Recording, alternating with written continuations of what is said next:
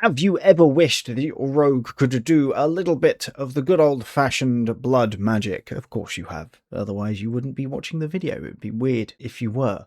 Otherwise, not that I don't appreciate you being here either way, because I do. Anyway, the Grim Hollow subclasses introduced a great number of wonderful things, and one of the coolest has to be the Sanguine Thief rogue. Rogues are an interesting class, I think, as one which excels outside of combat and can do a lot of damage in combat, but feels a little bit harder to manage because of D&D's natural imbalance and preference towards multiple attacks instead of just one. The addition of some spells can help that, but not really. Or at least not by much. The advantage of spells on a rogue, generally speaking, is the introduction of possibly changing which modifiers you're using to attack with, which can be quite good fun, but more is for the utility of it all, which only boosts a rogue's utility even further, and rogues are already pretty useful. Anyway, today we're going over a build where I am tracking the damage here, but I don't think it's the main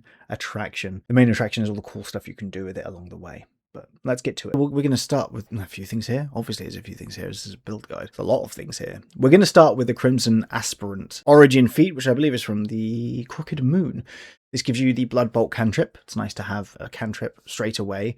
And it also allows you to pour some hit dice. You get to expend a number of hit dice up to your proficiency bonus over the course of a long rest to bleed into a bottle, which you can then use as a healing potion later on, either for yourself or someone else, which is pretty cool. This is more like I said, we're going for utility and usefulness here rather than pure power. For the race, we have to go damp here. Not the normal one though, we're going for the Grim Hollow one. It gives us a number of really cool things. It gives us draining attack, so when you're using a natural attack, which is our fangs here, which is 1d6 plus our strength or dex, you get temporary health equal to the damage dealt by the attack. This gives you a lot of extra health over the course of any amount of time, so yay. It also gives you an AC of 13 plus your dex mod, so you can not worry so much about light armor if you don't have access to it. Gives you a climb speed equal to your speed, which is always nice. Dark vision, proficiency, and the friends cantrip as well, which can be fun and useful if you need to. It also gives you the charm person spell, which you can do once without a spell slot, and you can then use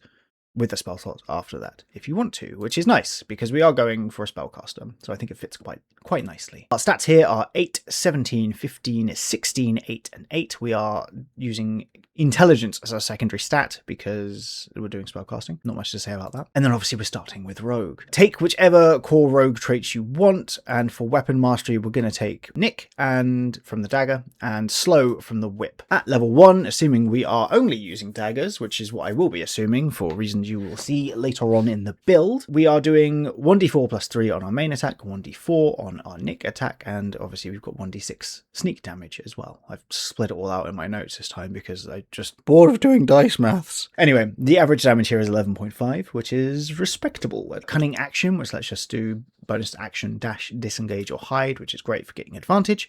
Doesn't do much for our damage, but is nice nevertheless, so still 11.5 damage there. Level 3 we get steady aim, which might be the best darn feature in the whole of the rogue subclass if you're only hitting once. We're going to be taking the Sanguine Thief subclass, obviously. This gives us a number of things. Spellcasting is one of it. I don't know what the purpose of this drop-down box is. It doesn't do anything. Dear Beyond is a delight. I really don't know what you're meant to do with that.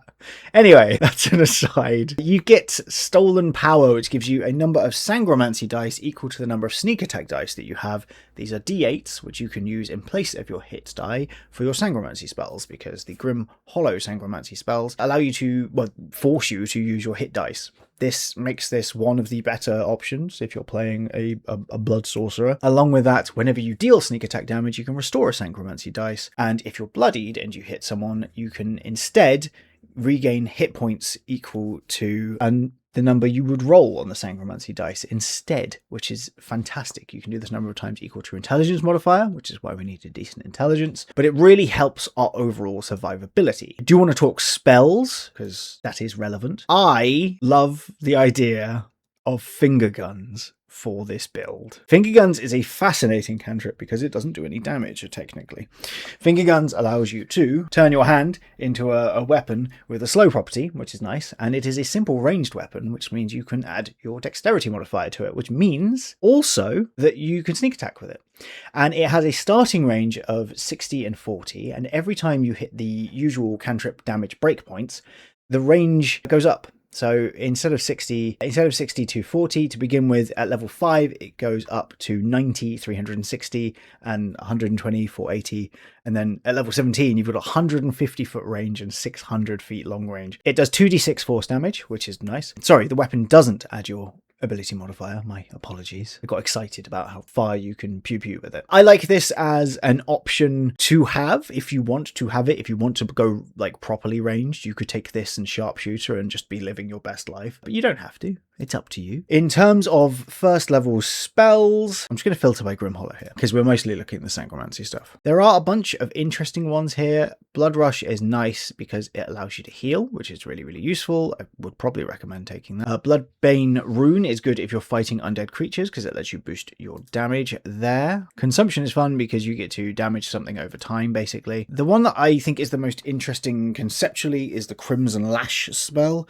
This gives you a simple weapon with which you're proficient, which has the light, finesse, and reach properties. To me, this means it's a whip, right? So that's why I took whip earlier on, but it doesn't specifically state it is a whip, which I think leads to some complexities when it comes to mitigating whether or not it gets litigating, I guess, whether or not it would get the slow property. It uses your spell, you can use your spellcasting modifier to attack, you don't have to. It's the same with Finger Guns. And the damage is equal to the damage die that you rolled for it, or in this case your Sanguimancy die, so it's a d8 of damage plus your modifier. The coolest thing about this is that it reduces the creature's HP by the amount of damage dealt.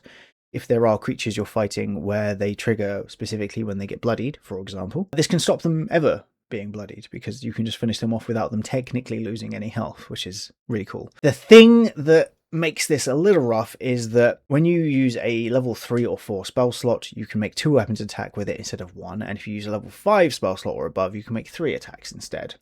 We don't get extra attack with the rogue, and because we're a third caster, it takes us a while to get up to those higher level spells, level 3 spells, which means that I don't think this is a fantastic choice. I don't think it's a terrible choice. I just don't think it's a great choice, unfortunately. But I don't dislike the concept. So if that's what you want to do, do it. Do ask your DM whether or not you can use the slow property with it. I think a lash is a whip, but that is a whole other thing. Semantics are fun, aren't they? But there are a bunch of other spells here that you could choose as well. Creeping Touch is a fun one because it lets you turn your hand into a spider and it lets you communicate with it telepathically and see through its eyes and hear what it hears as well, which is fantastic if you're playing a scout. Sneak attack also goes up by 1d6 here, so we're going up to 15 damage. I'm sticking to just the daggers for the damage calculations. For our feat here, I do think there are a lot of fantastic options, but I am going to go for Thrown Weapon Master. This lets us boost our dexterity to 18, and it allows us to, when making a thrown weapon attack, which we can do with our daggers, the weapons will return, which is fantastic, and it also means that with our bonus action, we can make another 2 thrown weapon attacks, giving us 4 attacks per turn, which as a rogue is a lot. A big bonus to our damage, actually, because we get to add our damage modifier to those bonus action attacks, and we're making 2 of them. So we're doing 29 damage at this point, and we still have all the utility of the spells and everything else that we're doing. So you can restore health or Sanguimancy dice or anything else, which I like a lot. This does pair well with the lash, even if you're not using the weapon master on it, because the lash has the reach property. So you can attack from 10 feet away, do a little bit more extra damage.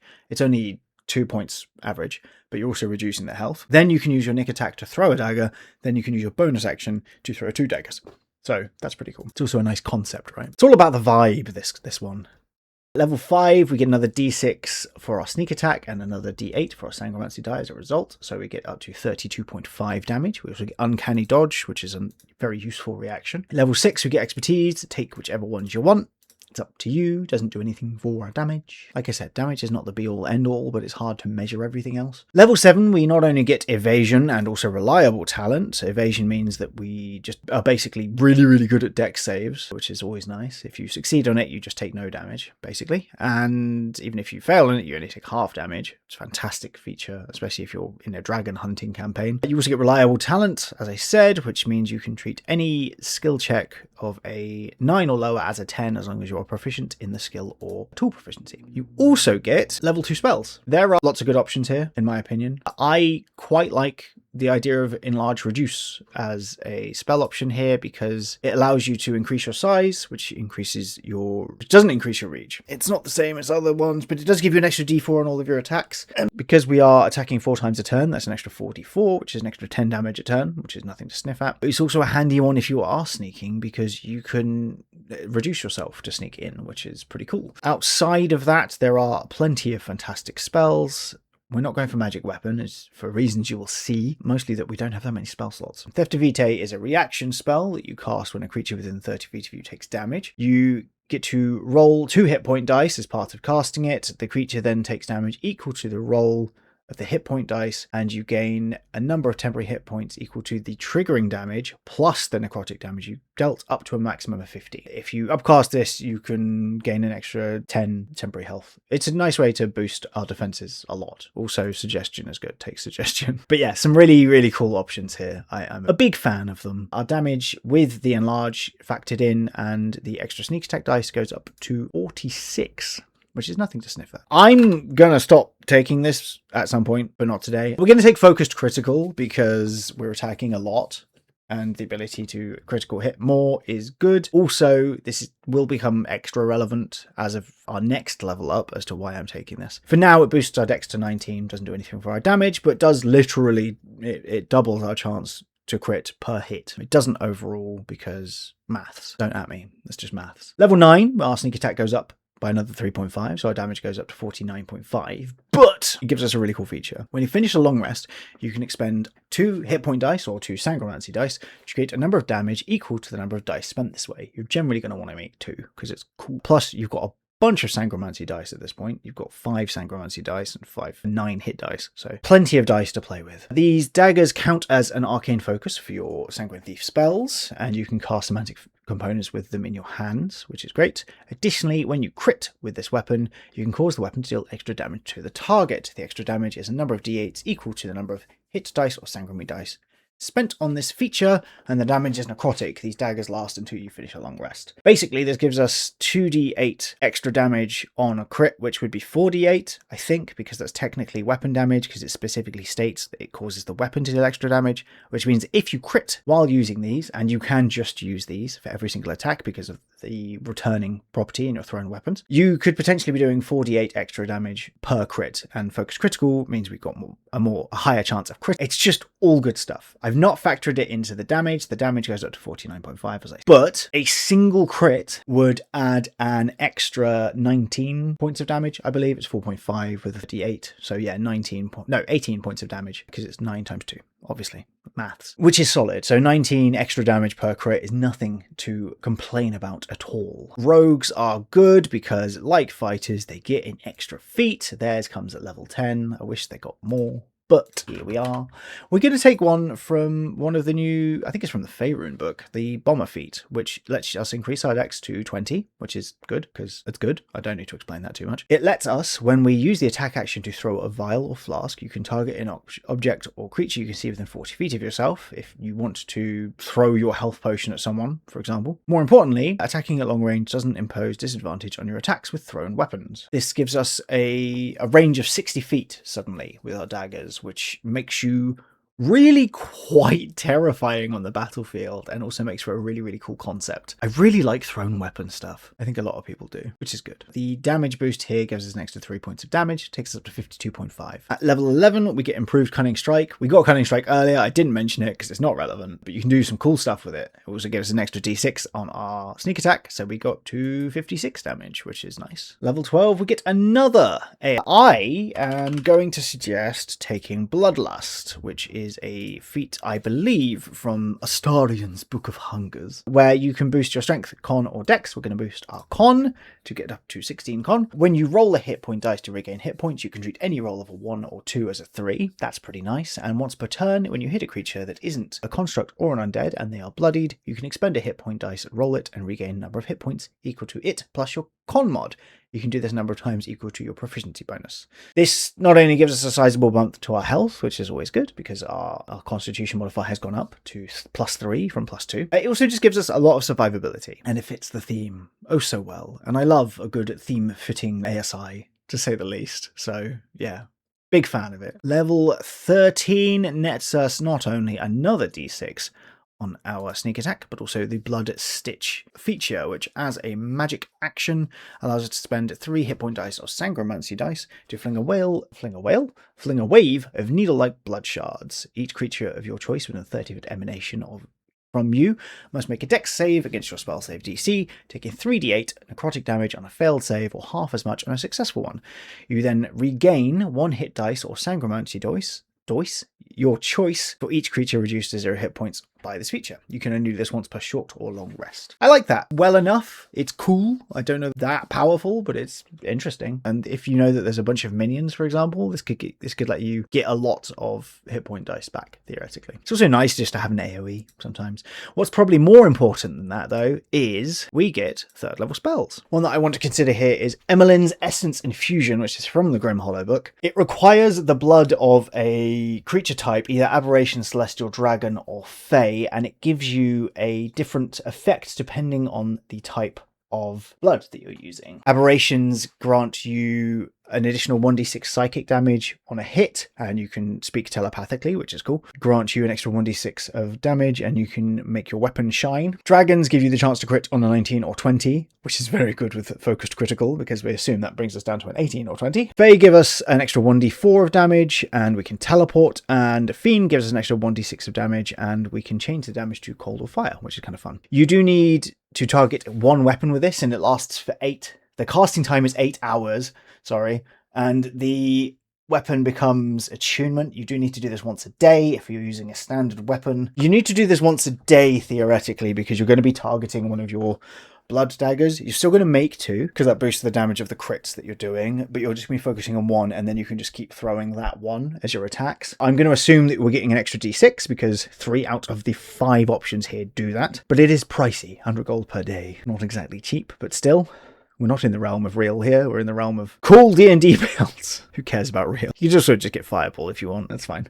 Anyway, this means that our total damage jumps up to 73.5, which is lovely. Level 14 gives us Devious Strikes, which gives us some new cunning strike options. Not really interested. 73.5 damage still. Level 15, our sneak attack goes up by another d6, which means it goes up to 77 damage in total, and also gives us proficiency in wisdom and charisma saves, which is not bad. I took this build all the way up to 20, just so you're aware, just because I wanted to see what it was like. Level 16, I'm going to choose the Speedy feat, because you can boost our con.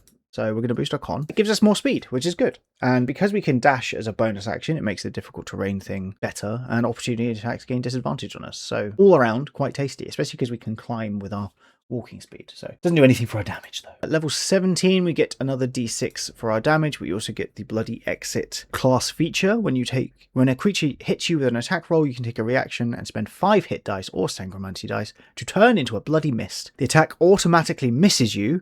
You can teleport up to 30 feet to an unoccupied space you can see, and you then regain your normal form. As part of this, you can make a melee weapon attack immediately after you teleport. On a hit, this attack deals 5d8 extra necrotic damage to a target. Once you use this feature, you can only do so again once you've had a short or long rest. This is just a sick feature. Hard to factor that into damage. It's pretty consistent, I would imagine, but it's hard to factor in. So our damage is 80.5 here, but it is super cool, and again, fits nicely into the Dampier build. 18 gives us elusive. People cannot have advantage against us. 19 gives us an epic brew. There's a bunch to choose from here. Combat prowess is probably the right choice. It's very hard to argue with that. I do like Boon of the Bright Sun as well. It kind of goes counter to our vampire theming, but it lets us gain 10 temp health at the beginning of each of our turns, and also the allies, basically, which is pretty solid. And we can boost our constitution with it again as well, which is nice. So we now got an 18 constitution. Also, our sneak attack goes up to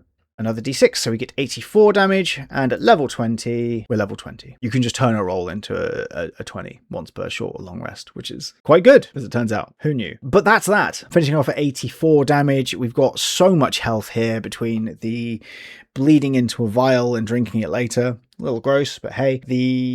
The epic boon we took, we've got a bunch of spells which lets us gain health. We've got temp health if we use our natural weapon to attack, which we can still do. We've got blood daggers aplenty, and we're just yeeting stuff all over the place. I really like this as a conceptual build. It's one of my favorite ones, I think, that I've done. But that is it for this build. I hope you enjoyed this and you enjoy the more thematic vibe here rather than just being pure big numbers. Ultimately, the big number builds are kind of ruined by Blade Singer and the Druid of Entropy that I did, because Conjure Minor Elementals is silly. But there's still a lot of fun to be had, and these are a lot more... The talent that these have is more reliable, if you'll humour the the joke. So funny.